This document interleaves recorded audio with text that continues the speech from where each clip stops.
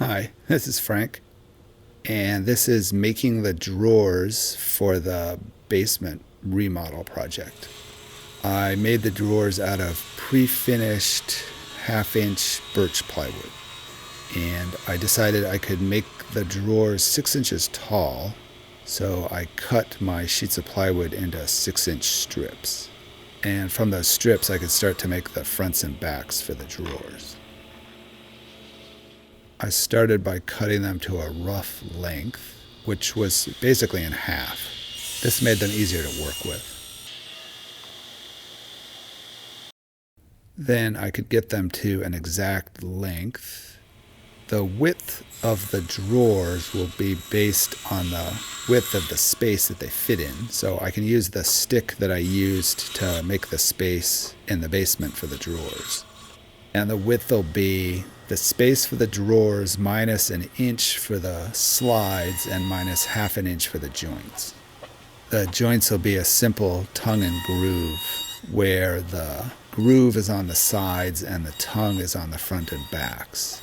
And in doing it this way, the tongue helps hold the joint together while the drawer is being open and closed. And in doing this joint, the time is spent getting the cut set up. And once that's set up and accurate, I can run a whole bunch of pieces very quickly. And once the pieces are made, I can cut a groove around the bottom edge, and this will hold the bottom panel in the drawer. And I can cut the bottom panels. This is a sheet of slightly less than 1/4-inch pre-finished birch plywood. In putting the drawers together, I would put 3 sides together with glue in the joints and some pin nails to hold the joint together while the glue dries. Once I have the 3 sides together, I can slide the bottom panel in, and it slides into that groove. And I can put the 4th side on. In putting these together, they seem to be pretty square. Just have to make 11 more.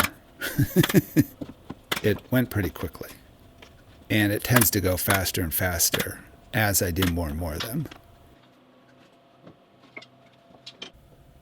So it's time for the Maker's Mob plug.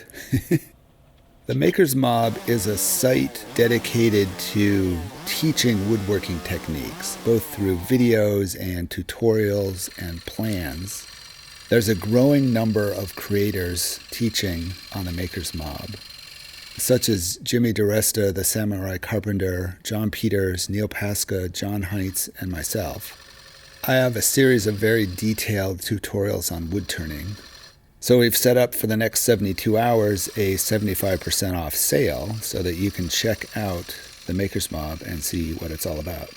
I'll put a link in the description of this video below. And I'll see you on the inside. In laying out how to hang the shelves within the space, so I did a drawing of a section through the space where the drawers were going to go. And I have a side panel that I think it's 12 inches tall and 15 inches deep. And I wanted the drawers to be 5 inches from the floor. So I put the lower drawer at 5 inches above the floor. Then I centered the second drawer between the top and the lower drawer. Then I could draw where the slides would go. I could figure out that the slide that goes on the drawer would be 4 5/8 above the bottom of the drawer. And the slides that go in the cabinet would be 3 1/4 inches and 11 1/4 inches down from the top. So that would allow me to make a spacer to hold the slide on the side of the drawer at the right height and in the same location on every drawer. So I put all of the slides onto the drawers, and you can see how my simple block of wood works, but it holds the slide in the right location. Then I made a slightly more complicated jig for the inside of the cabinets. It'll be 2 horizontal pieces and 2 vertical pieces. And the 2 horizontal pieces are the distances from the top that I had in the drawing. I think that was 3 3 3/4 and 11 3/4. and the width is about the 15 inches of the cabinet. So I can take that jig and clamp it in place, and that will hold the slides in the right location. And most importantly, in the same place for every drawer. Because I'm making boxes for the drawers that are separate from the fronts, the exact location of the boxes for the drawers isn't super crucial. Really what's important is that they're all the same. If I had screwed up and made the lower drawer half an inch too high or the upper drawer half an inch too low, it really wouldn't have mattered that much. And I can screw those slides in place. And amazingly, all the drawers went in. This is where taking the care to make everything the same really helps. I can start to work on the faces, or the fronts for the drawers. I had saved some of the fir paneling from the ceiling in the basement, and I've been using it for different things on this project. And one of the things I thought would be kind of nice is to use this fir for the fronts on the drawers, as it would be part of the basement and it would be the same wood that's on the wall that the drawers are on. So before I started, I wondered whether I should make the fronts like the wood paneling on the walls with the tongue and groove intact, or whether I should cut the tongue and groove off and make sort of a cleaner, flatter look to the drawer fronts. And I decided, since the wall is different from the wood paneling in the rest of the basement, I would cut the tongue and grooves off the paneling and make sort of a cleaner look to the drawer fronts. So I cut the pieces to a rough length. I joined it aside just to get it straight. I cut the tongue and groove off of all of these pieces. It turned out that I could get the width of 2 drawers out of one of my pieces of paneling with just a little bit of extra. And my drawer fronts were going to need to be 2 pieces of paneling tall. So I had to attach 2 together. And the biscuits really weren't for strength, but more just to align the 2 pieces so they'd be as flush as possible. I really didn't want to lose too much thickness out of these when joining and planing and finishing them. So once they were glued together, I could do a light face joining pass on the back. Then I planed the front face, and I got sort of the darkened edge planed off, and they're much lighter now. But with time, they'll darken back up again. I cut them in half, so they're still at a rough length, and I labeled each one so I would keep the grain pattern in the right place when I put them on the drawers. I can start working on the handles. I went through a whole bunch of different ideas for handles. I had thought originally that I would do some kind of hole that you put your fingers in and pull the drawer open. But I began to think I really didn't want to have a bunch of little objects along the wall. I really wanted something more linear and more continuous, like the way the shelves work. So the handle I came up with was a strip that ran along the top of the bottom drawer and the bottom of the top drawer. So you'd get a single line running through the center of the drawer fronts. And I cut a little finger slot along about the third of the length of the strip.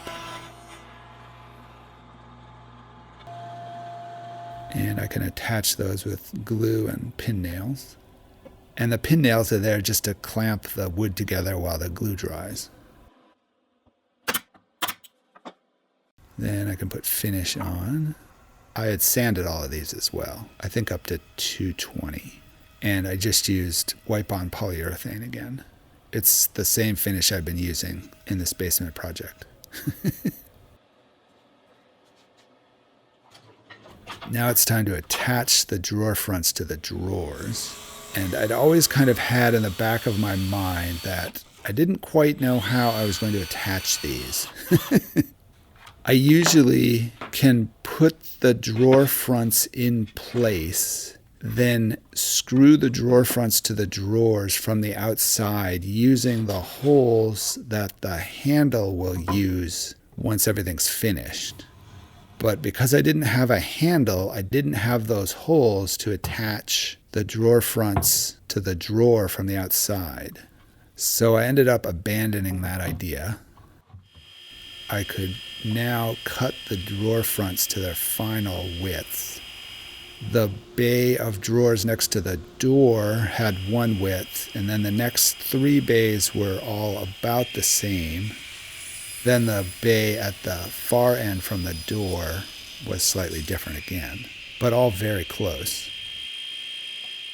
So what I ended up doing was I would hold the drawer front in its location with a shim piece at the top and a shim in the joint between the drawers. And I could use the pin nailer to attach the drawer front, as you really won't see the pin nail in the face of the drawer. Then I could carefully open the drawer and clamp the drawer front to the drawer. Then use screws from the inside through the drawer into the drawer face to hold the drawer face in place. And this actually worked really well. And putting the last drawer front on the drawer that's on the door. And I can use the same method. It all went pretty quickly. So that's what the drawer fronts look like. And the wall is pretty close to complete. I have a little bit of trim around the frame of the wall. And Bonnie has started putting things in the drawers. And one thing I've never seen before is a drawer on a door. We now have a drawer on a door.